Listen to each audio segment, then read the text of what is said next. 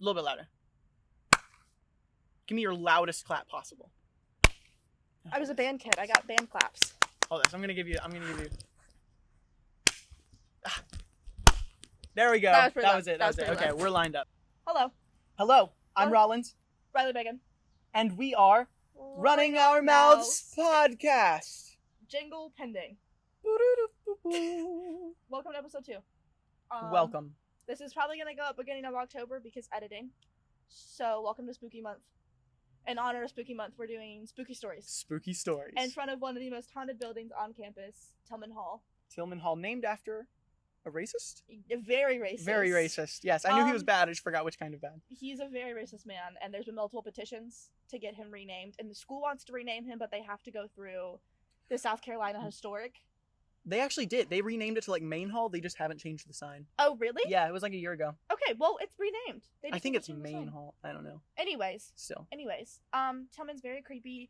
Little backstory on Tillman. There's, Tillman was, like, one of the first original buildings of Winthrop. It's one of the oldest on campus.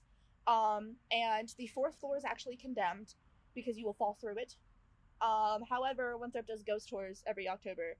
So if you're interested in knowing, like, the spooky ghost stories of Winthrop specifically, and you go to Winthrop or are in the area, go to the ghost tours. I tried to find them. I could not find the written versions of them in time for recording. But if you care that much, when I find them, I will probably post them on Instagram. Yeah. Anyways, cool. So we have some spooky stories from, like, outside sources. I have a couple spooky stories that I know by heart about Tillman, but I'll probably tell those at the end. Also, there are bugs everywhere, so if you see us, like, slapping ourselves, it's just... Yes. It's a little buggy. We also just went and rock climbed, so we're, like, gross. All right. All right. I'm going to start with a story from Iowa. Okay. Also, here's what we're going to do. We're going to read the spooky story, and then we're going to tell each other what we would do if that happened to us. Yes. Just for a little fun. Just for fun. Yeah. Okay, so we're going to start in Velcia, Iowa, the Velcia Axe Murder House. Oh, I love a good axe murder. So, 8 people were murdered in their beds in the middle of the night in a very small town in Iowa, bludgeoned to death with an axe. And this happened in 1912. 1912. 1912. Okay. So over 100 years have gone by, and it's still unsolved. They don't know who did it because obviously, like, DNA, whatever.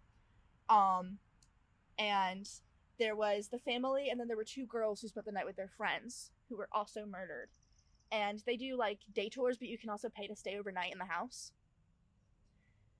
Absolutely not. Podcast? Oh my god. Podcast in Villisca, Iowa? Well, maybe not after I tell you what's happened. Okay. So... That was such a good intro to your story. Thank you. So during day tours during the day, people have been scratched by literally nothing. Like, they'll just be, like, walking down the hall, and then they'll feel someone, like, scratch them, and then they, like, lift up their shirt, and they're, like, down to, like, blood. They've been, like, scratched on their back, and there's pictures of this. People have been shoved. People have been pushed down the stairs of the house. Most of the hauntings happen upstairs because that's where the residents of the home were murdered. People who are, like, can speak to ghosts, whatever, communicate with spirits. Mediums? Yes. They've kind of, a bunch of them have come to the conclusion that it's the father of the house that is haunting. Especially because the people who, like, care for the house, they have their own stories, and there's one of them where he was in the house just kind of searching it before he locked it up for the day after they had a couple tours, make sure there weren't any, like, stragglers, people didn't leave things behind, whatever. And he heard, like, footsteps upstairs, and he heard a door close, and he was like, who is still in this house? So he walked upstairs and was like, hello, we're closing, you need to leave, hello, you have to be with a guide, hello. And he knocks on the door that was closed, and he heard a voice go, hello. And then he was like, wait a second, all heads are accounted for. So he waited a few minutes just to see, and then he knocked again, and the voice said, someone's in here. So he opened the door, and there was literally nobody in there. Dude. I don't know how people can work at, like, houses that are, like, known for being haunted like this. You have to have no fear at all. Zero fear. I think if I was scratched by a spirit, I would never step foot into a haunted house ever again. I would never celebrate Halloween. I would be done. See, I actually think if I was scratched by it, then I'd be like, oh, okay, they've done the worst they can do to me, and I lived. I feel like I'd have less fear after that, but I would definitely show it off. That would be cool. People would ask me how I got my scar. A freaking ghost scratched me. A ghost scratched me on my haunted tour. There's a Sam and Colby video.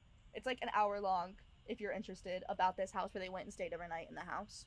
I think there's also a BuzzFeed Unsolved Supernatural about it. There's also been times where like people have gone in and stayed overnight, and there's recordings of people being posted, and you're only allowed to have a certain number of group, like in your group, and all of the people are accounted for, and then you can hear kids playing upstairs, and no one under 7 is allowed in the house. And there, it doesn't say why, but on the website it makes it very, very clear that no children under 7 are allowed to go in, even during the day tours. Do you think because the murderer killed children? Killed 4 kids.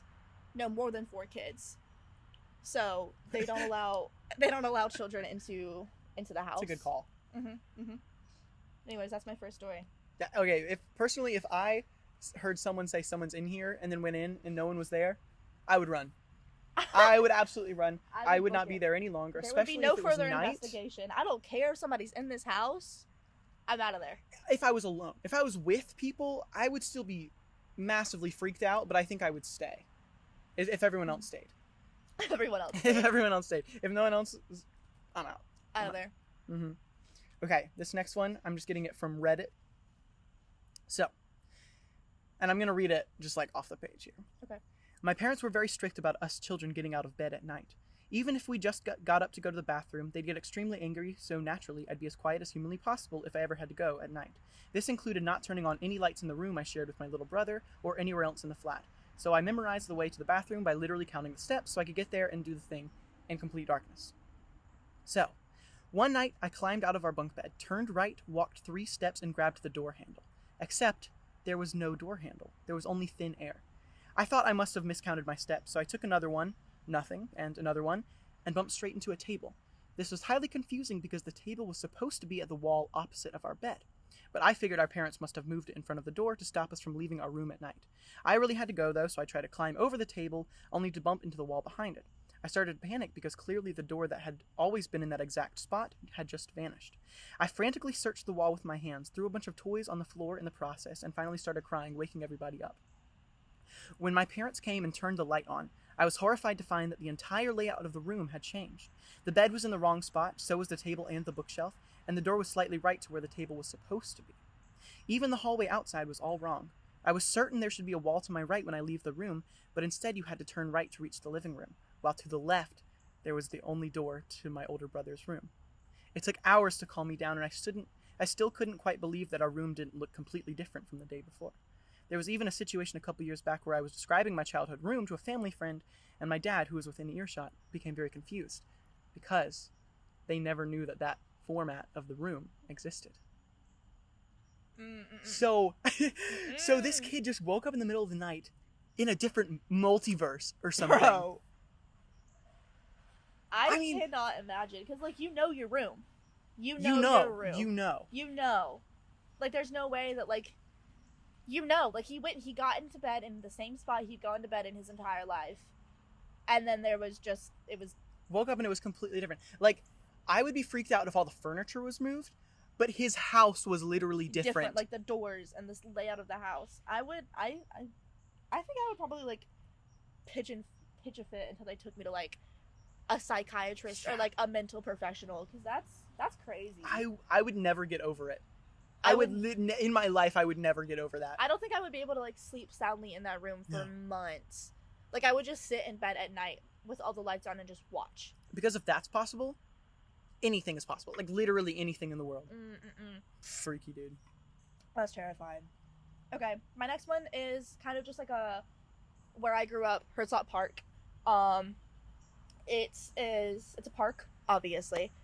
This is just kind of word of mouth, but everybody who lives in the area knows the story. So there used to be a tuberculosis hospital there in the 1900s when TB was really, really bad. And it was the largest in the state. So like, if you got sick in western Tennessee, northern Georgia, southern North Carolina, you came to that hospital. So it was seeing thousands and thousands of patients a year, and medicine was not that great back then, so most of them died. Hospital shut down, and the hospital was vacant for a while. So there was like a lot of homeless people who were living in and out of there. There was a lot of homeless people who died of mysterious causes while camping out there. Like I'm talking like officers pretty much know the homeless population in the area just because they deal with them so much, whatever. And Usually when they find homeless people who had died, they're frequent flyers. There were people who were dying who had never done drugs a day in their life and were dying of drug overdoses. Like, just like things that didn't make sense. So the coroner was writing something down. Yeah. But, and then okay.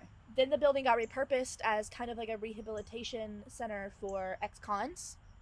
And there were a couple of people who like had died just in like fights and mysterious accidents while that was being used for it. And then eventually the building got torn down. They built the park. Great spot for a park. Well, there's lots and lots of information about it, but if you go to the park after dark, like people have heard coughing, people have heard like hacking, people have heard like hospital bells or like ambulance, like old sirens. People have seen like patients walking across the soccer field, like just like patients in hospital gowns like walking across the hospital field. There was a call that was made to 911 in 2015 where somebody who lived in the neighborhood behind the park had seen a escaped hospital patient walking across the soccer field.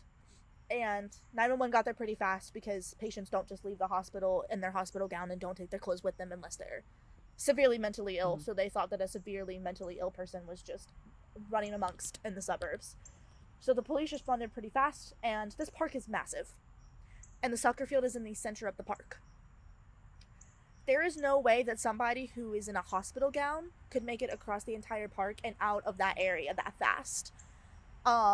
Police got there, they searched the grounds, all of the gates were still locked, the soccer field was still locked, and there was nobody in the area. Come to find out that a lot of people had seen the same man in the same nightgown with the same visual description walking across the soccer field at night. Which used to be a tuberculosis hospital. And then there's part of the hospital is still there to like commemorate the hospital because it one of South Carolina's like greatest accomplishments, whatever. They did save a lot of lives.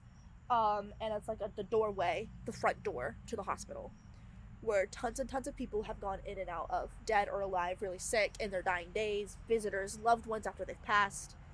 So the energy in that door, I've stood in it, is like enough to make you feel nauseous. Like, there are reports of people who are pregnant who will stand in the doorway and then miscarry the next day. No. Yeah, there are people who, like, small children, because they're in the park, will go and play by the door, and then the next day they have, like, the flu. Or they're really, really sick. Or, like, they throw up almost immediately just from, like, standing in that doorway. And it's not, like, obviously if it had, like, asbestos or, like, something that was in the air on the door that was causing people to get sick, they tear it down, but like they've tested it a bunch because kids keep getting sick. But it's nothing with the door. And then there's also, I don't know if you've ever seen it, but like either at the river or like when you like dig or whatever, like those like white kind of crystal looking rocks. Those are told that if they turn black, that they're absorbing a negative energy. All over that park, I don't know if you've ever seen that rock turn black. No. But, like, the grains of it turn, like, deep, deep black. And all of the rocks that are that same kind of rock in that park are, like, a deep black. That's crazy. And there's, like, photographs of, like, orbs and stuff. Like, there's videos of orbs, like, moving in videos. And, like, it's really creepy. You have to, like, get a special permit to be in there after dark, but you can get a permit. I mean, running our mouths, Ghost Adventures crossover. Oh my God. Okay, I'm respectful of ghosts. I respect their presence, but like, I have such bad PTSD and such bad paranoia and anxiety by itself that like, you put me in a dark park where I know that weird things happen, like I'm gonna have a panic attack. We might be able to do it because I know it. That's true. And like, I grew up in that area, but like, we can definitely go at night or during the day too, and like, you can stand in the doorway and you can feel. See, it's like it starts in your toes and it like takes over your entire body, so you feel like you're like cocooned almost. Dang. It's really creepy. It's a feeling. It's a feeling, and it's a rite of passage to like grow up in the area and then hear about it. Because like everybody I know has been to that park at least once in their life, and they're like, oh my God. And then my best friend's neighborhood is right beside that park, so like we drive past that park at night frequently, and like we've seen some really weird things. That is awesome. I've been trying to find someone to go ghost hunting with me, but everyone says no except Scooter. Scooter, if you're listening to this / watching this. Maddie will go. Okay, bet. Maddie will go, and so will my mom. My mom loves ghost hunting. They have gone on multiple trips to New Orleans just to go ghost hunting. Greenville is so haunted. I have a whole book about it that you can read. Okay, please. And I'll take you on a whole little ghost tour. Yes. Okay, Anyways. I'm gonna switch off this mic to you. Okay. Okay. Okay, wait. What would you do if you were just driving on the road, driving home one night after work, and then you just saw a man walking across the field in a hospital gown, and you knew that he was a ghost? I knew that he was a ghost? Mm-hmm. This is... Okay, I'm gonna reenact what I would do. Okay. I'm driving. And keep driving. Mind your business. I would mind my business so hard. So hard. You've never seen someone mind their business more than me minding my business when I see a mentally ill man walking across a soccer field.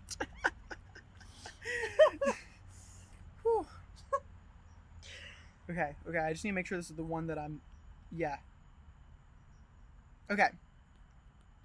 So, my mom was in the hospital 50 miles away. I was 19. We were pretty sure this was it. I was home alone. My parents' house is big. It's off the beaten path on a small lagoon. My dad had been staying up at the hospital.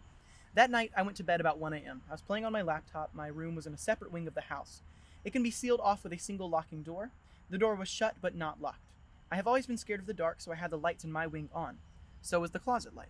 As I was messing around on GameFAQs, FAQs, I saw the light in my wing turn off, all of them. The band of light under the door went black. I hopped up in bed and stared at it. My bedroom door was unlocked, and I was debating getting up to lock it when the shut door slammed. As in, it sounded like someone straight up kicked the bottom of the door with all their strength. I remember squeaking in shock. It took me about 6 seconds to be up on both feet with a blade about 4 paces back and just right of the door. I remember thinking if the door opened, I could be on whoever it was almost instantly. I was also silently cursing that there was no light under the door anymore. No way to see the shadow of whoever was out there. Nothing happened. I was fighting off the fear of the situation and stupidly decided that going on offense was all that was left. I didn't have a phone in my room, and my Nokia... I think that's funny. My Nokia was in another wing of the house charging. I threw the door open with my knife low and my left hand in a guarded position. There was no one there. I tossed the hallway light switch on. There was no one in my wing. There was no one in the house. The burglar alarm was still on. Confused, I turned on the main house lights and sealed the wing off, locking the door.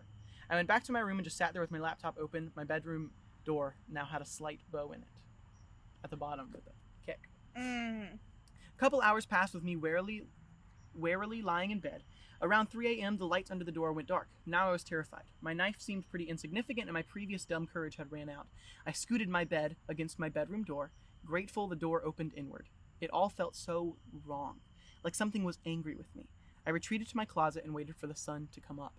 When the skylight in my room got bright, my courage returned, and I moved the bed and exited my room.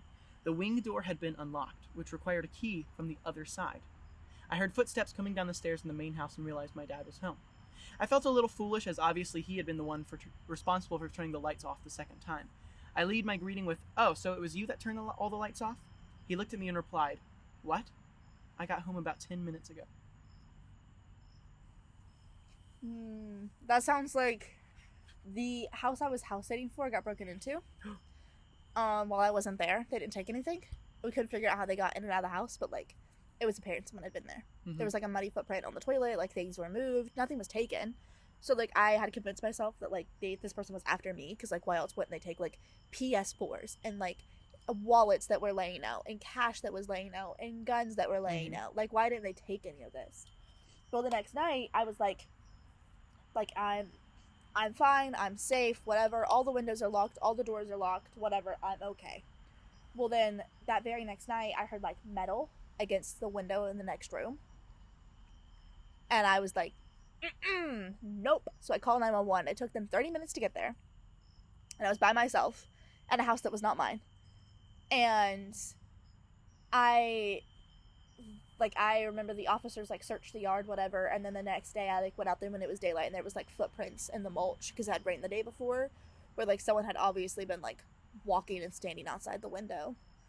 And it was just, that like reminds me of that, because like I had no proof, but like somebody was there, obviously, but like, and came back a second time, the second night in a row, and I didn't take anything the first night they were there, so it makes me think that like they wanted me. That's terrifying. Because it was like the fourth day I was there, so like obviously they could tell that like I was the only one that was going in and out of the house every day. Dude, And they have a rather large dog. Like, he's massive, but obviously he didn't do anything the first night, so he wouldn't do anything the second night. And the cops, the entire time I was on the phone with them, was like, well, you have a dog. They are going to hear barking and go away. And I was like, no, they're not. They didn't go away last night. And Cosmo will pee himself before he does anything. Cosmo. Cosmo, sick him. Anyways, if I was in that situation, I'd be like, Dad, we need to move. Jeez. See, honestly, burglars scare me more than ghosts. Like, way more than ghosts. Yeah. Yeah, because that's, like, real. Mm-hmm. Like, not that ghosts aren't real, like, but it's like it's a person. Yeah. And this person.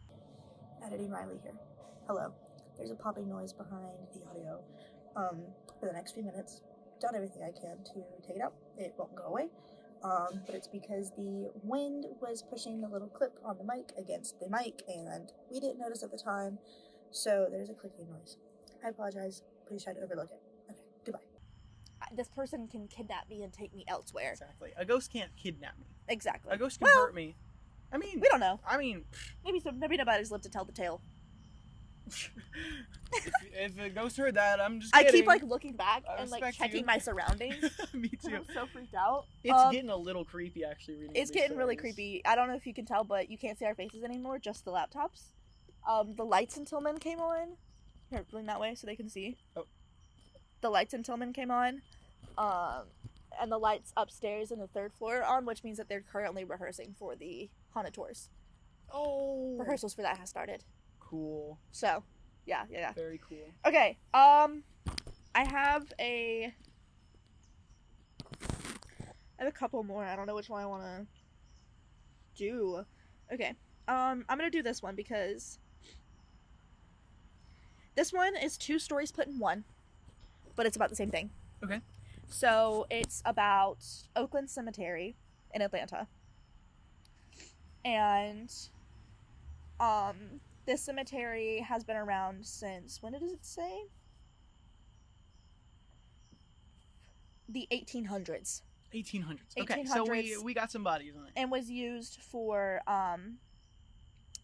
like mass graves during the Civil War. Okay. So you can imagine. Yeah. So I have 2, both of which you can take whether or not you believe or not. However, I know that the guy who reported the first story is the same guy who wrote the Haunted Greenville book, and he has a lot of credentials to back him up. So I believe him, but take it as you will. Yeah, all of these are take it as you will, just for fun, but also a little spooky. Yeah. The city of Atlanta is no longer to contention, and its many paranormal experts believe that in Oakland, the battle between North and South rages on even in death. Experts also believe that the cemetery's unpopular practice of burying unnamed Union and Confederate soldiers in the same field only serves to heighten these tensions. This is exemplified in the story of one visitor in particular. According to his report, the man entered the historic cemetery just before nightfall on a chilly evening in November. The man was from up north and had ancestors who fought and died in the Civil War. While in Atlanta on business, the man decided to get out and do a little bit of sightseeing after a long day of meetings, and maybe even stop by the grave where his ancestors were most likely buried. The instant the man passed through the cemetery's massive iron gates, he felt a chill creep up his spine. As he was walking down the winding pathways of imposing Gothic statues and time-worn headstones, his initial feeling of discomfort only worsened. After a while, he found himself in the Confederate section of the cemetery surrounded by unmarked graves. The uneasy feeling in the pit in his stomach grew stronger till he noticed a thick fog had rolled in from around the headstones seemingly out of nowhere as it was a clear night. The man looked around and noticed there was not a single living person in sight. He was all alone. Just then he heard a strange creaking sound. He looked up to see the pale, ghostly figure of a Union soldier hanging by a rope from the branches of a tall oak tree. The soldier's head was turned downward, with his hat covering most of his face. In the distance, the man could hear what sounded like a troop of soldiers shouting, the drums of war thumping at an ominous rhythm. Just before he turned tail and ran, the man caught a glimpse of the name stitched into the soldier's uniform. His own. No! The twist at the end. Honestly, I don't know if I believe it, but like... Even it being fake is like... That's creepy. I read that and I was like, my mouth fell open. I was like, shut up. Because even if it's fake, get this man a contract. Honestly, this is a writer right here. Because that was fantastic. That was good. I think I would have a heart attack and just simply die. I think I would just simply pass away. See, I like that you can take this as either, like, it was his ancestor, or it's, like, foreshadowing for his own death somehow. Mm-hmm. I think that's so cool. A hung Union soldier in the South. Because they would hang soldiers. They would kidnap them and hang them. Okay, and then the second story from the same cemetery. A second visitor to the haunted Oakland Cemetery reports a similarly spine-tingling story, only from the Confederate descendant perspective. The young man had lived in Atlanta his whole life, and although he was aware his ancestors were buried in Oakland, he had never made the trip to see him. When he turned 18, his father decided it was time to change this. On the day of his 18th birthday, the two made the drive up to Oakland. On the way, the young man's father made a joke about his son finally being old enough to join the army. The boy laughed it off, unaware of just how true his father's words were about to ring. The pair reached the cemetery and traveled down the path to the Confederate section. Almost as soon as they reached the destination, the boy's father had to take a phone call, leaving him all alone amongst the tombstones. Almost all at once, the boy began to feel uneasy. He stood around with his hands in his pockets, waiting for his father's return. After several minutes, he gave up waiting and began wandering aimlessly among the graves. It wasn't long before he could feel the wind pick up and a strange, unseasonable chill permeate from the air. Yep. From out of the other, the young man suddenly heard a loud, booming voice begin to call out a list of names. After each name, a voice responded, "Here." The voice appeared to come out of everywhere, nowhere, all at once, yet seemed completely divorced from their bodies. The boy looked wildly all around him and could not identify the source of the sounds. Panicked, he began to run through the cemetery, yet the voices followed him everywhere he went. As he ran, he passed by the lion marking the grave of unknown soldiers, and swear the stone beast opened its mouth and yawned at him. Just before he reached the gates, the booming voice of the commanding officer called out one more name. His own name. Terrified, he rushed out of the cemetery bounds, nearly tripping and falling on the way out. The young man's father stood waiting for him on the other side, practically in hysterics. He relayed his frightening tale, and when he had finished, the old man burst out into laughter. The boy stared in shock at his father, who explained through fits of laughter that on his 18th birthday, his father had played the same trick on him. If the boy was still been up about it, by the time he had a son of his own, he could return the favor by taking him to pay a visit to the old Atlanta cemetery. Wait, so... The part that was a joke was leaving him in there by himself. Oh, okay. But the rest was, like, either a ghost or, like, all in the boy's head. But, like, he heard, like... I was like, did he have a speaker for a second? Because, like, he was hearing it from everywhere. Like, he couldn't find the source of it. Also the stone thing, if it was a speaker, like, he would have been able to figure out which direction it was coming from. It's like the both of them having, like, their own name be targeted, like, makes me feel like it's a little bit true. Yeah. You know? That's cool. That's because really the cool. first one was reported in 2015, the second one wasn't reported until 2019. So, like, the distance of the two... Yeah. Was it 2018 or 2019?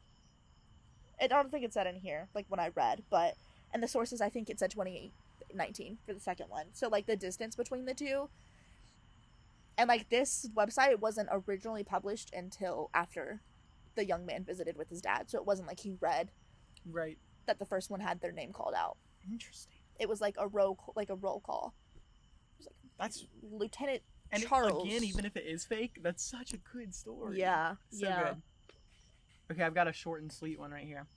Listen, birds, you cannot do this right now. Stop that. Stop that. Okay, I am a heavy sleeper, but I woke up around 12:30 a.m. the other night, which is completely and utterly rare, like maybe once every 2 years kind of thing. Side note, I'm kind of jealous of this because I'm a very light... Yeah, same. Since I'm up, I get some water from the bathroom and climb back into bed. As I'm grumbling about how long it might take me to fall back asleep, I hear a sound. It's the distinct sound of my own slippers shuffling down the hall towards my bedroom.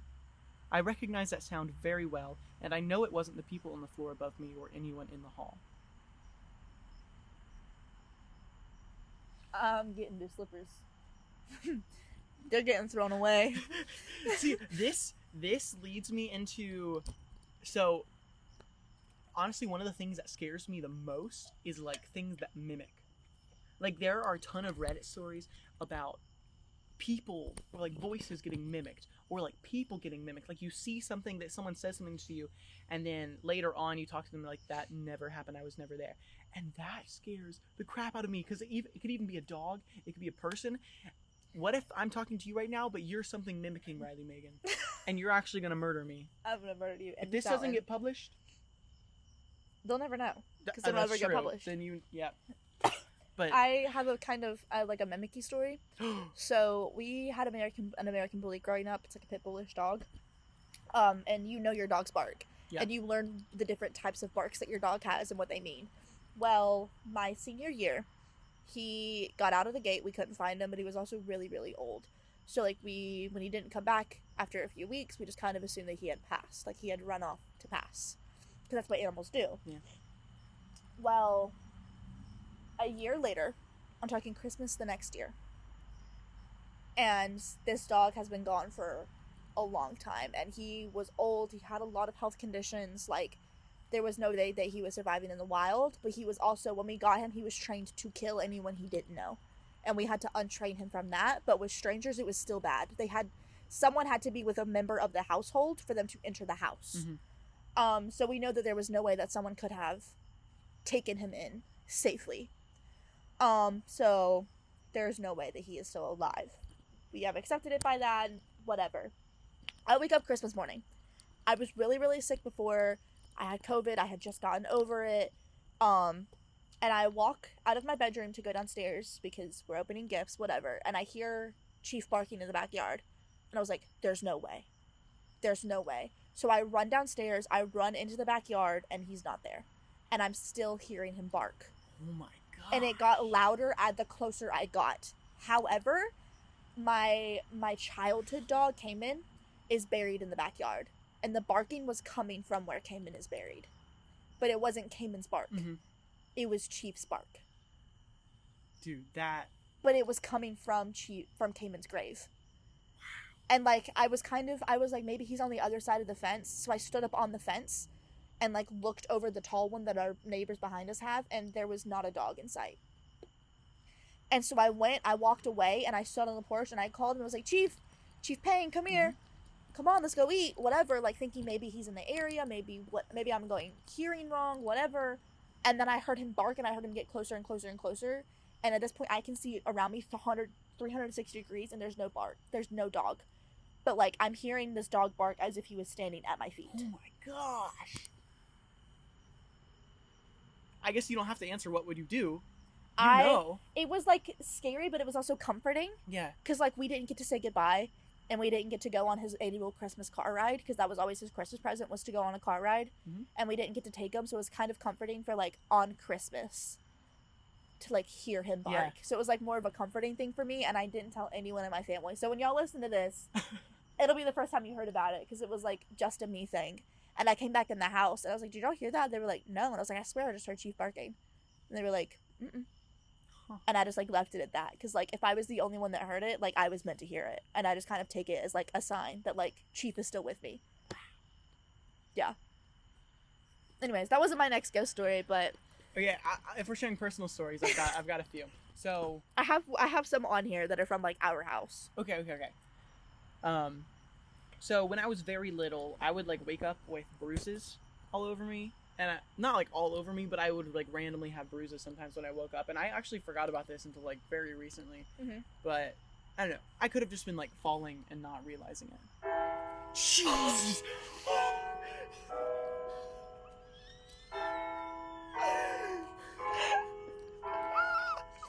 Oh, my God. Rollins, you good? No, I'm actually not good. I think I just pissed my pants. Don't piss your pants. Oh, hold on, I don't think it's not done. It's not done. Why is that so ominous? I don't know, but we're looking at it too. I've never been this close to it. Me neither. And you can't see up there? Bro, is it on a timer, or is there somebody up in that bell tower? There's no way there's somebody. Or is it, like, electronic at this point? It has to be electronic. Because, like, the cutoff of the bell, too. You know, like, it doesn't ring out. Yeah. Is it going to play a song? Sometimes it plays a song. Please don't. I don't think it's going to. Okay. Intermission for the bell. They just scared the piss out of Rollins. No, because imagine bell, scream, cut. It's the end of the episode. We're done. So when I was very little, I would wake up with bruises. Like, I woke up with a black eye one time. But again, this could have been, like, me just falling, not realizing. Yeah. Getting back in bed. Yeah, actually. Well, like the day before or something. Yeah. One time I was pretty sure I saw a hand waving at me through the window. Oh my god. Don't make a Dear Evan Hansen joke about That's that. my biggest fear. Literally, my biggest fear growing up is like we have. Nice. Excuse me. It's like we have a curtain on our kitchen window, but it's open most of the time because our kitchen goes to the back porch. There's another bell tower over there, by the way. And my biggest fear is like seeing someone in the window. Oh, that's terrifying. And then one night my sister came home from work and saw me in the kitchen and she knows. So she like crouched down below the window and then jumped up and started beating on the window, and I literally hit the floor and peed myself. Actually. Because I had to pee, and I already had to pee. I was like putting my pizza rolls in the microwave, and then I was gonna run upstairs and go to the bathroom.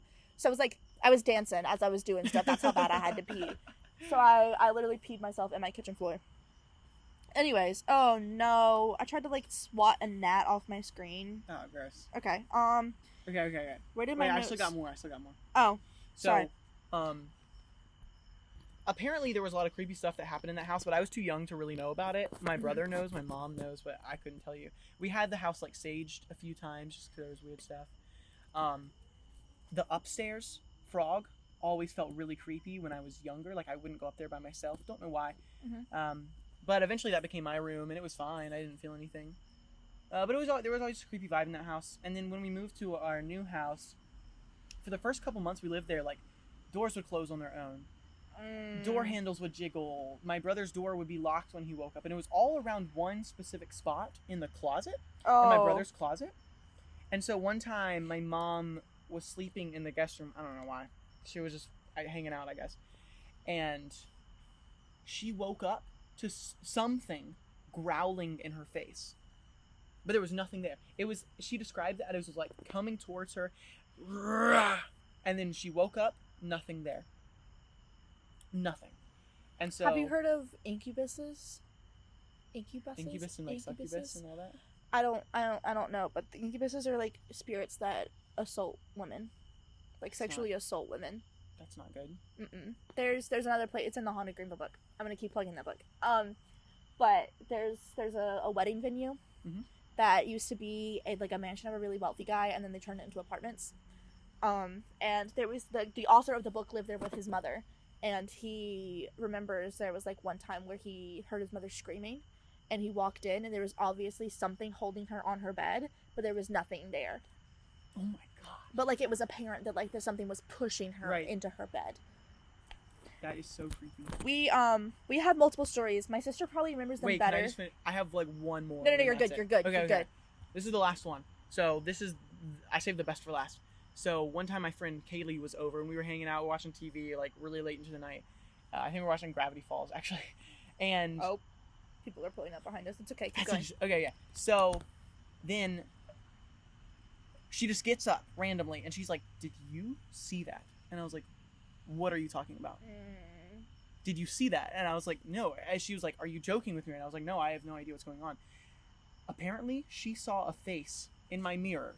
I have this big mirror, like bigger than I am in my room, and she saw a face peek around the side of the mirror. And it was just like black and like kind of devoid of features, but it was definitely a face, and it peeked around the side and just turned back around. And I tell you, that night I picked up that big mirror, put it facing the ground so it couldn't see anything, and went to sleep.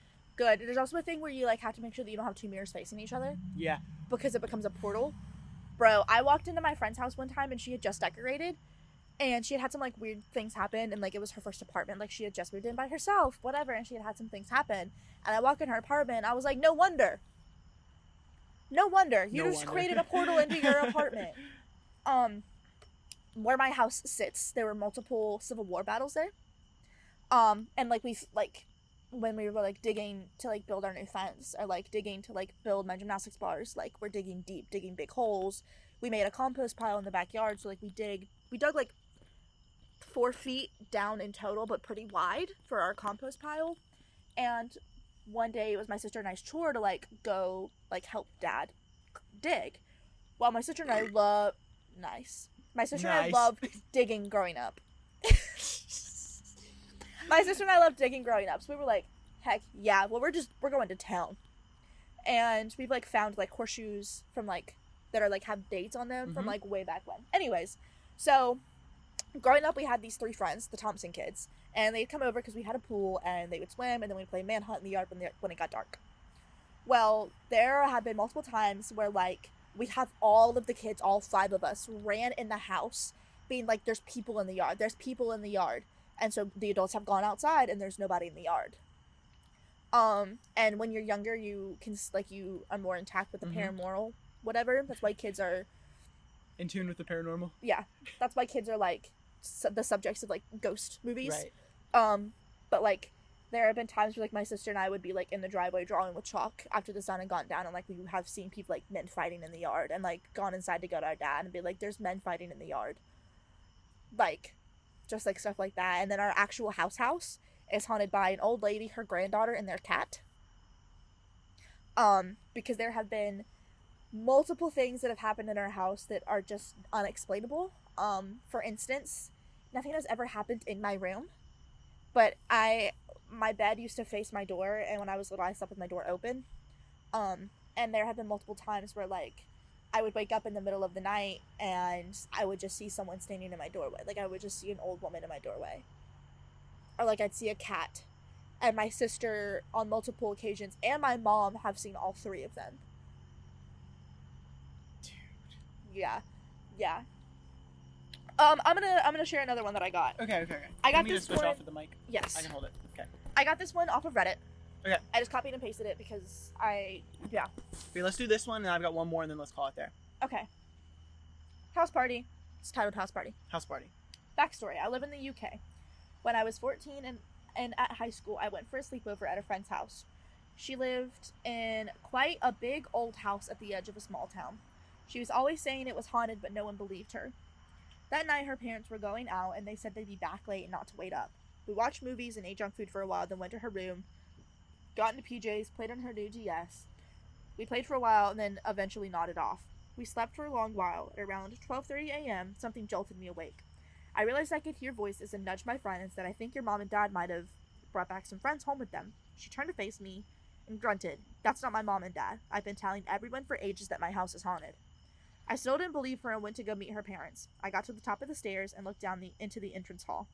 There below me was a man in a white coat, 2 women in what looked like nun caps, a wheelchair with a man in pajamas being pushed in a brown coat. I ran back to my friend's room and dived into bed with her. Told you, she muttered. The next day, she explained that the house had been used as a hospital during World War II, and that the people I'd seen were nurses, a doctor, and a patient, and the ambulance driver. She'd been curious, never scared, so she went to the library to do a little bit of research. She showed me photocopies of people standing in the same position at the bottom of the stairs. No! I didn't sleep there again. I would not have slept there either. Good. No, I wouldn't. Like, pictures of, like, the exact position that he walked in on, but, like, they were moving and alive and, like, people. That's... I would have never been in that house alone, ever, for sure. Oh my god, sorry, one little tidbit. My Okay. best friend's house is, like, church, cemetery, hill, her house. Her house is, like, less than 30 feet away from the cemetery, and that's the same house that got broken into, but mysteriously there was nobody in the house. I think it was a person, not a ghost, just because I have, like, physical evidence. But it's at the bottom of the hill, and I am fine, like, walking to the bathroom in her house by myself. I'm fine walking down the hall, but the second that I get to the living room and the kitchen, something within me will not let me walk past the kitchen window at night. Interesting. I don't know what it is, but I have to have... I'm a scaredy cat. I'm terrified of the dark. I'm not terrified of the dark. I'm terrified of what could be in the dark. Mm-hmm. And that's what spooks me.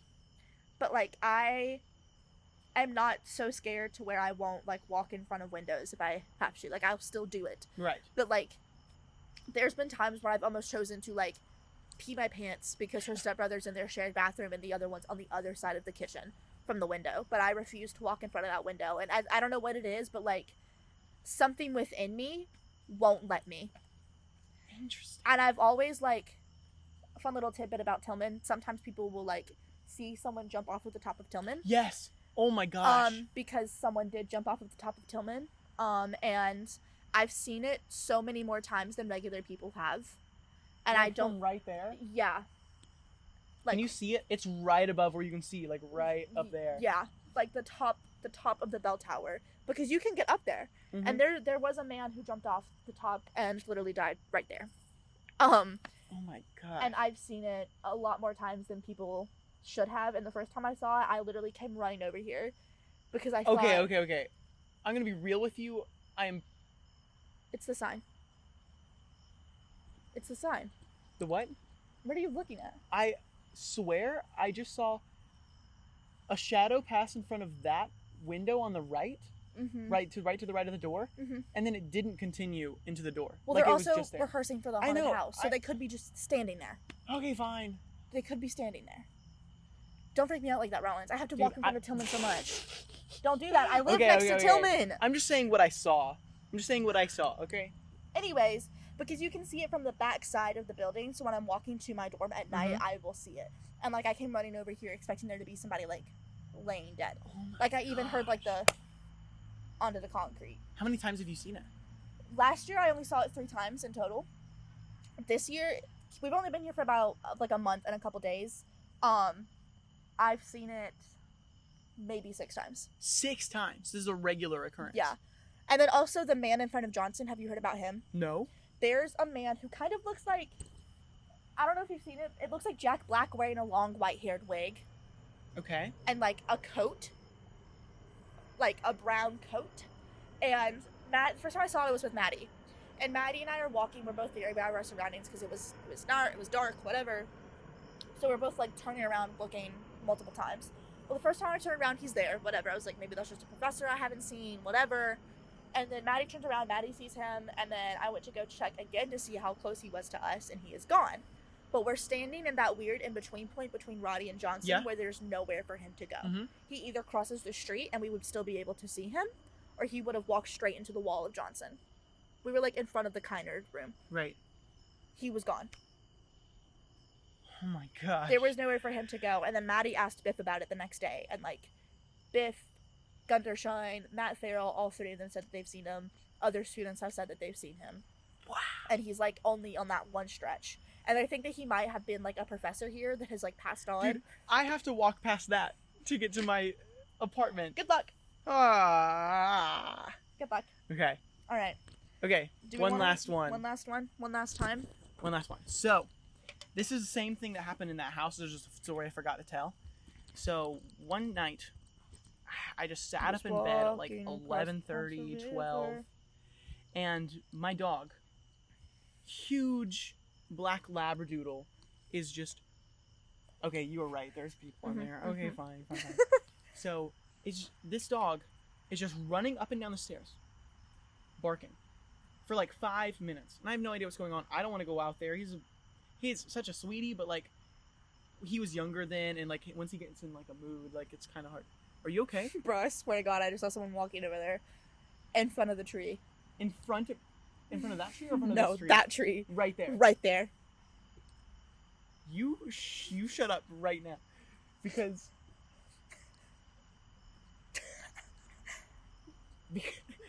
Anyways, it could just be a glare on my glasses. Yeah. Like a smudge on my glasses, cars passing, whatever. Whatever. Yeah. Keep telling your story. Dog.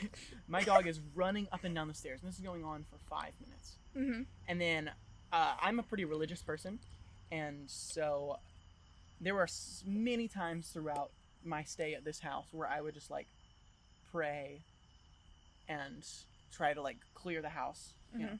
And so this is what I did. I started praying. I forget the exact words I used, but basically I was like, in Jesus Christ's name, please remove all evil spirits, all entities from this household. I said it 3 times, and then I said, in Jesus' name I pray, amen. Mm-hmm. My dog stopped. Like I said amen and he stopped, and I didn't hear a word from him for the rest of the night. That's creepy. Right? Like, that's... just him going up and down is like weird, but like he was a puppy, it's he's fine. A dog. But he stopped the moment I said amen. You were playing with fire there though, like, because a lot of spirits are really like, because a lot of them are like devil sent, so a lot of them are like super sensitive to like religious things. See, the thing, So, like, yes, praying can help, but also I've heard stories where, like, praying has made things worse. See, I think that usually if I'm experiencing something and I am aware that it is a spirit, usually I'm like, I claim no negative energy from whatever is happening around me, from whoever is happening around, from whatever spirit, whatever. I claim no negative energy from their actions. And then I always say, like, I apologize for whatever happened to you in this space that keeps you here. I said, I wish you freedom. I respect you. I wish you freedom. And most of the time, it stops or it calms down. Because a lot of times, like, spirits are kept somewhere because something happened to them. Like, Katie and Nance, her stuff is still in the attic. So, of course, she's still going to be here. Right. For backstory, a girl back during World War II fell in love with a soldier when Winthrop was quartering soldiers. She got pregnant. They kicked her out of school because of it, because there was, like, a no fraternization rule, whatever. Didn't give her stuff back. Her stuff is still in the attic. She hung herself in the stairwell. Wow. Yeah. So, a lot of the times, like, if it's happening in Nance, I'm always like, Katie, I'm so sorry for what happened to you, but I didn't do that, and if I had it my way, you would be happy. And, like, most of the time, it'll calm down. See, just with my situation in the house, like, because of the growling specifically, like, we were kind of under the impression that it was not like a lost spirit, like, it was an angry. It was because my mom was sick the entire time we were in that house. Like, ailments kept happening to her. One time, she just slipped and got a concussion, and was recovering for months. And, like, she was just sick the entire time, and when she finally moved out of that house, everything went away. I'm gonna have to edit this during the daytime. Okay, that's a bird. Okay, I know, or a squirrel. But yeah, anyways. With that one, I was like, okay, I know this is such a line, but, like, my God is stronger. Yeah. So, like, that's what I had to do. But I'm very, I don't really know where I stand religiously, just because I have certain religious traumas, and, like, religion was so forced on me that, like, no, I totally get that. It's, like, rejected, but also, like, I've seen things that, like, are unexplainable, and there has to be some kind of higher power. I just don't label it. I just kind of, like, I know that it exists, I know that it has control, and that brings me enough faith to get me through my day. So I'll leave it at that. Yeah, I'll leave it at that. I think that's good. Okay. Wow, we got into this. Yeah, this is definitely gonna be a daytime editing project in a public space that's not my room, with my AirPods out. Anyways, this has been the second episode of Running Our Mouths. I hope you enjoy the spooky stories that we've said. I am definitely gonna replay that clip of you getting scared. Please, can we make that like a? We need it. Yeah. It might even be a sound effect that's used often in the podcast. Welcome to spooky season, folks. Welcome to spooky season. It's time. It's time, and I think we should end this because it's been going on for a while. It's one, I already have an edit I have to edit through, an hour I have to edit through, and also, I swear to God, I just saw someone walking in front of the tree again. Like right now. Yeah. So we're gonna go. Yeah, we're gonna ski daddle out of here. We're sitting in an unused fountain. So it might be the fountain. Oh my God! Imagine how many wishes that didn't come true that are in this fountain. We have to end this recording, but I'll tell you something after. Oh God! You guys will never know. You'll never know. You'll never know. Okay.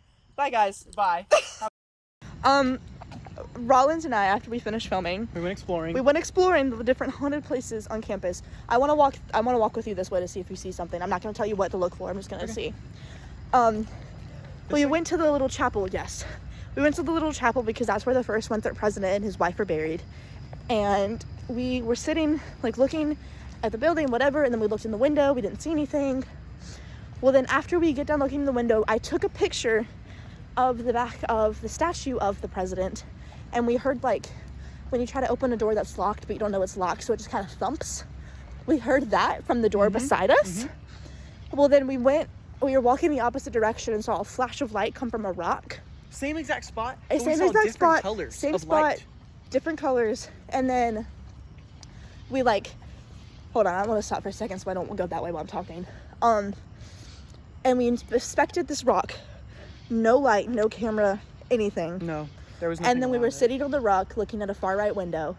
I thought I saw something in it. It could have been a car's reflection. But then I stood up and walked away, and I saw the bottom of the curtain in the window, which is lit up by a lamp, like pulled, like someone was trying to close the curtain. So then I called Rollins over there, and then both of us started feeling sick. Like I was not scared the entire time until I started looking in that one window and the curtain moved, and then like I got chills up my entire body. My stomach instantly started hurting. Both of our stomachs started hurting. And my stomach started hurting before you said something, but after you said it, I was like, wait. Yeah, and then we started walking through the grass to leave, and it felt wrong, so we walked through like the gates of that little entrance area, and then once we've left it, we felt fine. Everything left. As soon as we walked out of the like premises, I was. Anyways, I just kind of wanted to add that because spooky. No, I'm actually not good. I think I just pissed my pants.